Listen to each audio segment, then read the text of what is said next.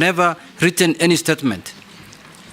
I'm saying here in the camera that I have never been called to write a statement up to this moment. So I don't know even what I'm being accused for, because if I knew, I would have explained. But I just read it in the papers like the way you read it. So this file that we are seeing that has gone all the way to the DPP doesn't have any of your statement? Can you go and check that file? I have never written a statement. It will be easier to just answer the question. Yeah. Because even if you tell him to go, he will not. Sorry. Just answer the question as it's asked. I have no statement in that file as I sit here, unless I will have it tomorrow. So, these conservatory orders that you applied for in Kakamega, what made you apply for it? I applied for it because my family was harassed. Yes. And because the way these people were asking me questions about the guns, about my relationship with my party leader, I got scared. And the way they harassed my children, they took their phones. Yeah. I didn't know what was going to happen next time. So I decided, why can't I go to court to protect me? And that's why I went there. And according to the Constitution, I'm not supposed to be searched the house. It is there in the Constitution. So I was using my rights. You can be searched, but with a court order. Yeah. Court yes. If they come with a court order, they can search. If they don't have a court order, it's another story. Okay. Thank you. I rest my case there, because I'm really surprised that you're saying you have never recorded a statement. I have never recorded a statement. That is information that I really wanted to know. Yeah. Secondly, now my other question is, now you are going to the position of Cabinet Secretary of Cooperatives. If confirmed. If confirmed by this committee. Yes. And your profession, as you have said, is accounting, which is much in relation with that work.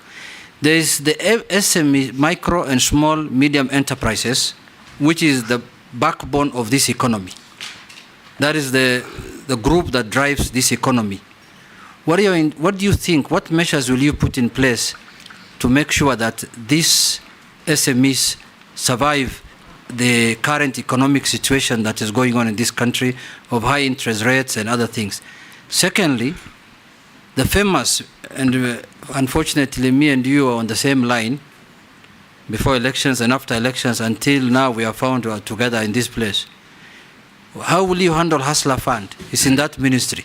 What do you think you will do? And you know the way we oppose it very well, me and you, on the streets. Chair, maybe before he answers that, in relation to the question Jeanette asked, the investigations by EACC, you say you have never recorded a statement, okay?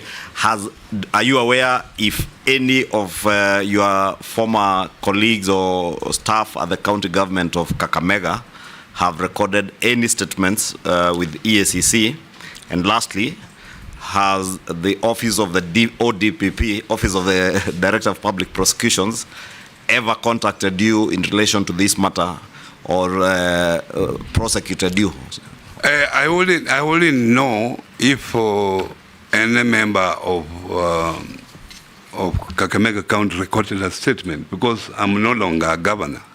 So I wouldn't know the movement of staff from Kakamega to here and back. So that one, I will not commit myself that I know.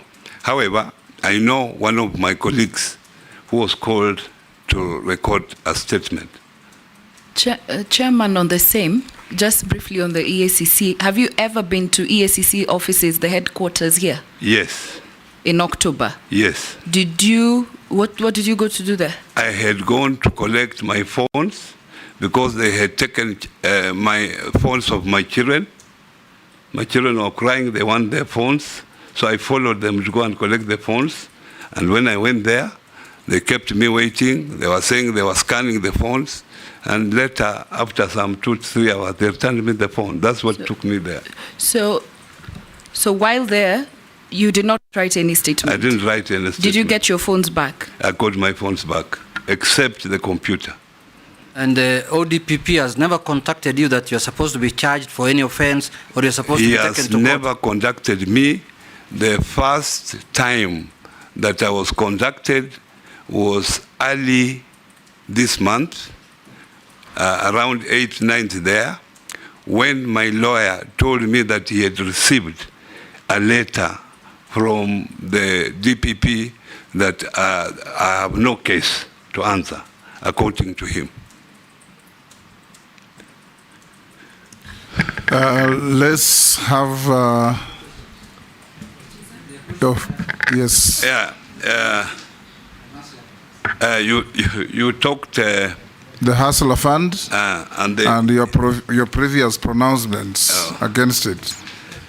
Now that you are going to be the line minister, I think that's what you have been asked. I know I was among the people who are opposed about the Hustler Fund. And I had not known the facts about the Hustler Fund until now.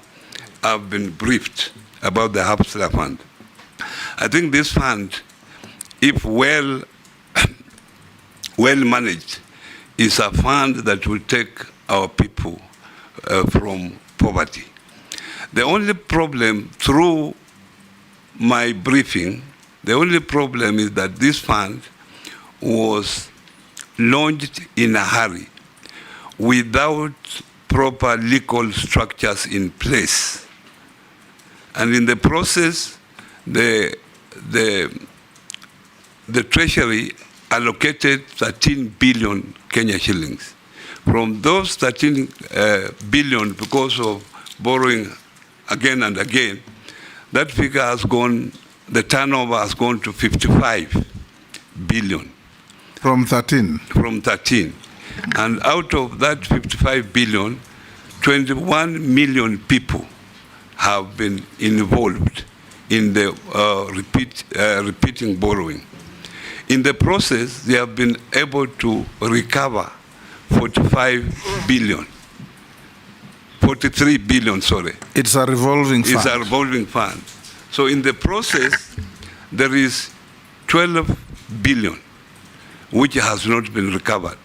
But they have there is a very strong infrastructure, digital infrastructure, that they are able to determine where the 12 billion is, who has the 12 billion.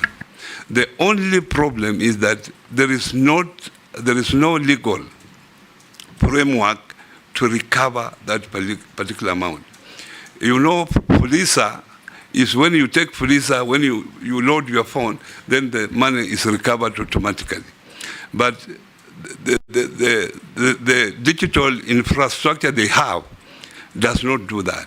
It waits until the 2 weeks. If you find favor and you are confirmed, I have not been asking questions, but just a follow-up until the end.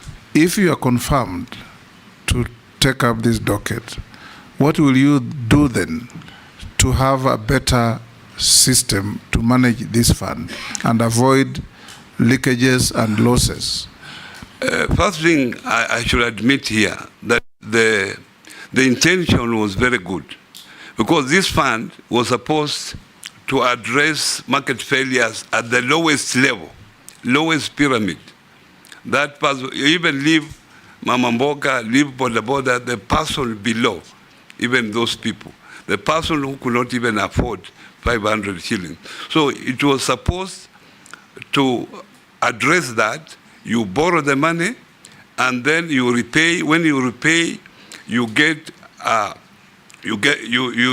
credit score. So after that, then if you have borrowed like 500, you have refunded. You can now borrow 1,000 and you refund. In that process, your score improves. So you can continue borrowing until those who are borrowing properly, now they can borrow up to 1 million shillings. So the intention was good, but unfortunately, there was no legal framework. So if you approved my nomination, the first thing I would do is to make sure that there is a proper legal framework. There is a board. A board has just been put in, but there is no even staff. So to ensure that there's staff that will manage this particular fund properly, because this fund, the goodness is that when you borrow, 30% of the money you borrow goes to savings. So it encourages savings. And at the moment, even the savings now have reached about 3.1 billion. And savings are very critical. It has also the element of retirement benefit. They have even now put there a benefit of health care. So if well managed, Mr. Chairman, this is a very useful fund. I will take a cohort of 3. Naisula, I believe the first one was a point of order. Oh, yes, it was. It's because it was in the public knowledge that he went to EACC in October. So